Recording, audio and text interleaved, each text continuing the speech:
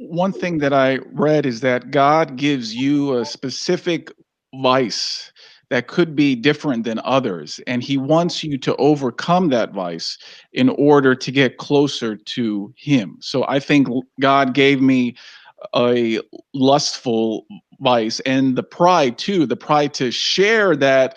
Oh guys, I'm traveling and sleeping around and I'm feeling my ego is growing. So he gave me these very two strong vices, and through overcoming them, and I believe I'm in the process of, it's actually put me closer to him. So you may be right in that this is the specific journey for me, and unlike say you who was placed on a different journey. Right. You can speak with conviction about your experience in a way that I cannot. I can't talk about that. That was not my life.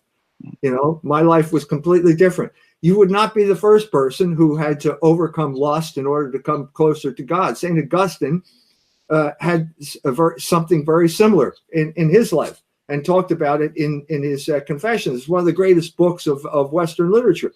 So I'm saying that there is a big picture here, and that even that is part of the big picture, because this is the way God works in history. He takes evil and he turns it into good. That is the whole point of human history. And how he does it in your life is different than the way he did it in my life, you know. But I remember those days. I mean, back in it was Germany for me, you know, and I arrive in Germany at the high noon of the sexual revolution. It's the 70s.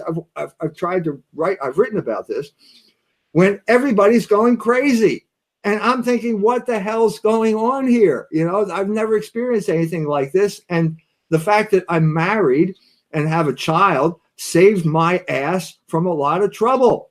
You know, that's the way I look back at it now. And yet I still had this kind of nostalgia for that period. So I wrote a novel about it, about what could have happened, you know, with me in the Baader Meinhof gang. The novel's called The Ratcatcher. But I keep going back to that experience. Why am I here? Well, you're here because you need to understand something. And if I had succumbed to those temptations, maybe I never would have understood it. That's the other side of the coin that we could talk about. You know, maybe you were destined to do something like that, and you fucked it up because you couldn't control your passions. That's a possibility too, you know, because I've gone back to it again. I was back I gave a speech in Germany in October. And I'm in Munich, and I'm climbing the mountains. And I'm talking to this guy who's also kind of recovering from the same thing you're recovering from, and suddenly wakes up to the fact that, hey, we're all slaves here in Germany. Germany is one big concentration camp now, and we're all slaves. And how did this happen? Well, it didn't happen all by itself. And so that allowed me to go back and examine that period before I got there. The whole social engineering of Germany that took place beginning immediately after the Second World War. The conquered people who were basically subjected to a full frontal assault on their sexual morality by the occupying powers. Every single magazine, book, TV show, movie had to get a license from a Jewish psychiatrist from New York City, who used all of those licenses to basically corrupt the morals of the German people. And I arrived at the tail end of that. That has had horrendous consequences for the Catholic Church throughout the world. The Pope Benedict the 16th just wrote an article about what really happened and how this homosexual mafia came to power in the Catholic Church. And he traced it back to the sexual revolution as he understood it in Regensburg in 1970. He's missing the point here. It was 25 years old by the time of 1970. You know, we have to talk about that whole thing. I'm just saying that my experience in Germany, again, I'm coming back to that same experience, understanding the depth and magnitude of what happened to an entire group of people, namely the Germans. I don't know whether you had much experience in Germany, but I mean, I have had a lot of experience in Germany. And I have you can't understand the situation now unless you understand the sexual revolution that destroyed that people as independent thinking group of people. Now, a lot of the people behind the sexual revolution said this is about individual freedom. This is about humans being free, pursuing their instincts, and so on. But do you see this more as a spiritual war in the sense of the people who are pushing this are specifically against God and doing this in a way to turn people away from Him? Yeah, you could like the whole chapter on Wilhelm Reich in Libido Dominandi is an example of this. That's just one person, very influential person, but he was a communist. He was a Jew. He was a psychiatrist, all at the same time in Vienna during a crucial period during the 1930s when the communists were trying to take over the country. And he understood that I can't get anywhere talking to seminarians. He said, don't debate the existence of God with a seminarian. You'll get nowhere. But if you get him involved in sexual activity, then the idea of God will evaporate from his mind. Well, that's exactly what happened in the United States during the period that I'm talking about, during the period of the sexual revolution. That's what happened to the Catholics in the United States. They started acting on their sexual impulses, and the idea of God evaporated from their minds. That was the great triumph. That was the secret here of the really vicious nature of this social engineering. Nothing can wreck you faster than sexual license. Nothing can screw up your life faster and more permanently than sexual liberation. And they know that, and that's why they promote it, and that's why they're promoting it to this day. One thing you said in Libido Dominandi, which is true for me, is that you said you cannot masturbate and pray at the same time. It is very hard. For me, there's no way I can go to the club, chase after girls, and then come home at night and pray by the bed that I'm trying to bring them back to. Right. So why is that? Why is it that it's so hard to establish communion with God when you're actively rebelling? Well, because you're rebelling. I mean, by the way, that is directly from a quote directly from Wilhelm Reich's book, The Mass Psychology of Fascism. So that shows you, just to show where that comes from. Why is that? First of all, because your passions are aroused. Your passions are shouting at you. You can't sit still because of your passions. You're there, and because the second part of it is that you're in rebellion. So it's not just that you're doing something and it's causing you to be agitated. You're consciously doing something that you know is wrong. And once you're consciously doing something that is wrong, well, why is it wrong? Well, because you know that there's a higher power out there that has set these rules, and you're in rebellion against those rules. You know that. This is the issue of adolescence is always a kind of self-consciousness. Like, hey, I am who I am. Why should I listen to what my parents told me? Okay, and there's a sense in which we have to go through this because you have to become your own man at a certain point. But the devil, if you want to put it in those terms, knows this too. And so the point is to get these people at this moment of adolescence and fixate them into a state of permanent rebellion through the manipulation of their sexuality. That's the world we live in. When I was younger, the things that I would see as a beautiful girl, a girl wearing a sexy outfit. Now, because my orientation has changed, because I was trying to extract, I was trying to take pleasure and goods and fame and status from the world. And as that has now toned down, I go out there and I see that same girl in the same outfit in a different way. I no longer see her as someone that I should go after and crave. Instead, I want to keep away because I know that her display now is not just for me, but it's for every other man to validate them. So how can it be that in 1 year, I can see this as a truth, as a good, but then once the orientation changes, once you are no longer a slave to your lust, suddenly everything you thought was good was not true. And then you wonder, how could I have seen that as true? So, I mean, how much can we trust the judgments that we make when we are actively trying to extract? Look, you didn't get into this mess overnight, and you're not going to get out overnight. So consider it something like alcoholism. This already happened. There's a Sexaholics Anonymous. I don't know how effective it is, but they've already talked about it in terms of, overcoming an addiction. Okay. The point here is that you were recognizing something that was good. It is good. The sexual attraction is a good thing. Okay. But you have to bring it into line with reason.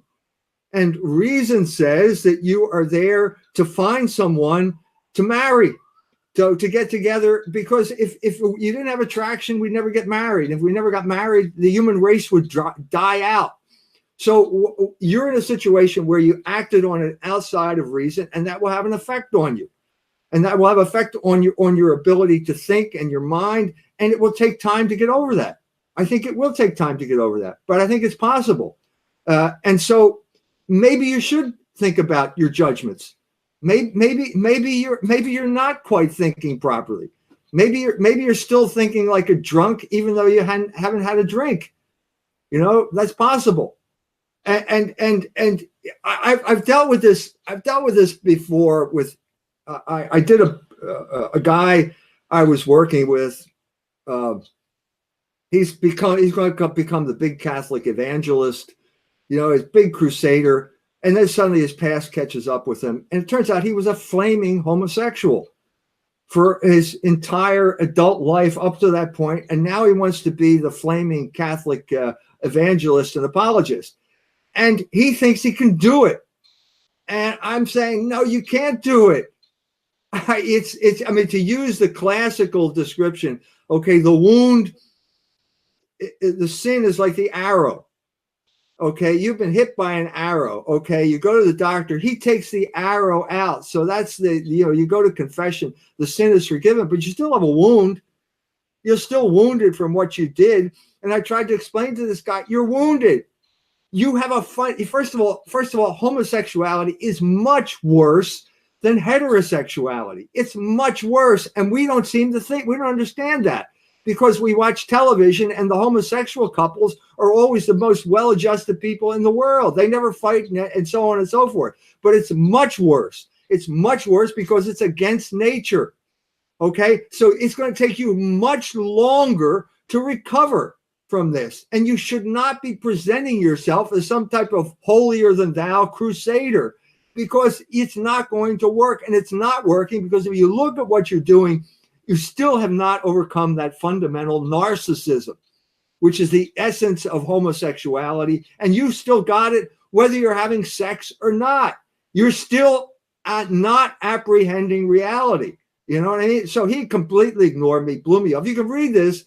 I wrote the book about it. It's called The Man Behind the Curtain, where I go into detail about how you need to recover. This is why they called for a period of penance, so that your mind could recover, because if you're a drunk for 20 years, you're not going to just get sober overnight. You have to adjust. You have to learn things that you didn't learn during the 20 years when you were drunk. And that's the same thing I'm saying with sexuality, and especially homosexuality, which is a real derangement of the human spirit. Now, they seem to be pushing homosexuality everywhere. I think for me, the turning point was when they lit up the White House in the gay colors. I think this was in 2015 or so. And I'm trying to think, what is the bottom of this? They keep pushing it. Now they're pushing the transsexual agenda, where they're modifying the biology of children by injecting them with hormones, subjecting them to various surgeries. So what is the bottom in the sense of how much further are they going to go? Because it seems like they're not satisfied with homosexuality alone. They're impacting the children, and they're trying to create a new species of man that is neither woman or man. Where do you think this is going? That's a war on essence. It's a war on being. It's a war on anyone who says that there is a nature, there is a logos to reality. The book I'm writing now is about logos. It's order, it's rationality, it mirrors the rationality of the mind of God. Everything in the universe has an order. The human body has an order. And what morality is basically a recognition of the order of the universe. It's called practical reason because of that. Okay. Now, when you have someone who comes along and says, oh, you can be free, you can do whatever you want, you can remove yourself from that order. Well, that means that you have nothing to stand on if you want to object to the people who gave you that freedom. This is why the oligarchs are pursuing this trend of thought. They will not stop. They will not stop until every single human being is their total slave and does exactly what they want with no objection. And they will try to destroy everything within their that stops them along the way. So the example in Indiana was the legislatures passed the Religious Freedom Restoration Act, okay, to protect the people of Indiana from this juggernaut that's crushing them. And immediately the CEOs parachute into South Bend, Indianapolis, and tell them, you got to change your law. Well, let's learn a lesson here. The point here is that these people, the rich, the powerful, the people who control our culture, the people who are promoting homosexuality, now saw state legislatures as an obstacle to their total dominion over everyone else. That was the lesson from that. The lesson of our gay mayor is that basically he's quitting South Bend being mayor because he can't get elected any place in Indiana. He's a total illusion. He's a total narcissistic fantasy that can only exist in the rarefied atmosphere of national media. And that's where he's existing. And that is his purpose, is basically to promote this idea as a form of liberation and befuddle people, to get them more and more enslaved. But to do that just politically, you have to bypass all the rest of Indiana. You cannot get elected anywhere because the people who understand are repulsed by what you are. But even if they don't understand it, you can't get elected one way or the other. Now, it's a great thing that we are here right now having this conversation and people are watching. But at the end of the day, we may be a drop in the bucket in the amount of people who see the truth of what is going on. Do you think the oligarchs will win in turning us into slaves? No, I think there's going to be a happy ending here. I'm a Christian. I believe that God is the Lord of history, and God cannot bring about a bad ending. We know that. There's going to be a happy ending here one way or the other. And I don't care. I mean, just my own personal experience here is suddenly I'm getting a lot of people all over the world who are waking up to the fact. The point here is it's consciousness. Once you understand that sexual liberation is a form of political control, you cannot go back. You cannot not know that anymore. And suddenly you view the world as completely different, and the world is a different place because now we know that.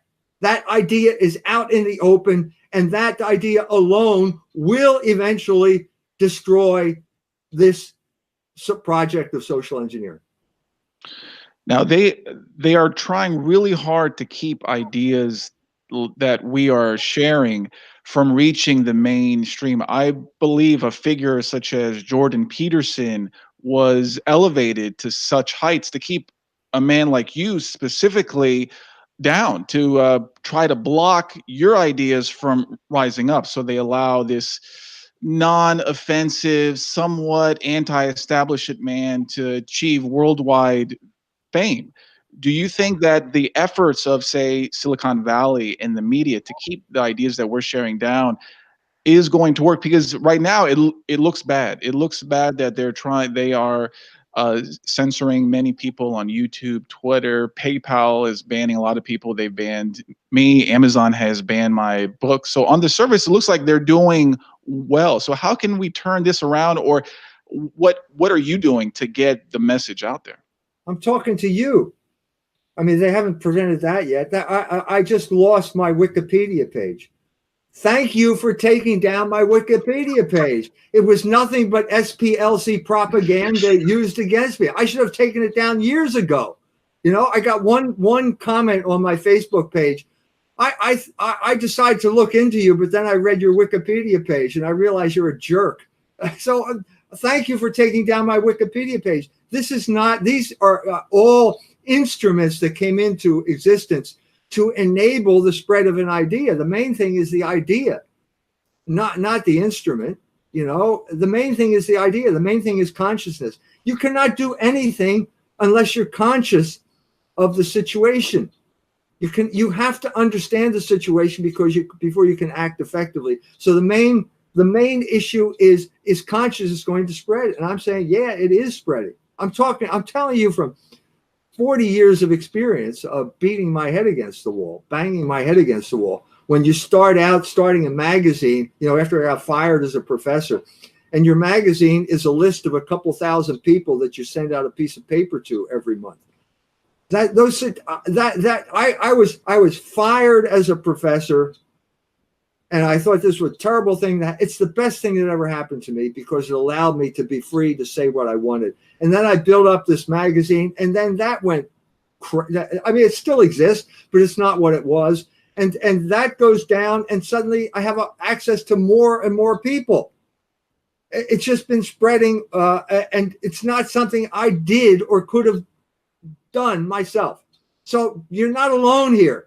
You are on a river, and this river is called divine providence. And God has a plan, and you have a role to play, and you can deny, you can say no, or you can say yes, but that's not going to stop the river. God knows from all eternity that you said yes at a particular moment, or you said no at a particular moment, and that river kept right on flowing. And you either played a part in bringing about the good, or you played a part in bringing about your own shame and condemnation. But that river is not going to stop. And that river is divine providence.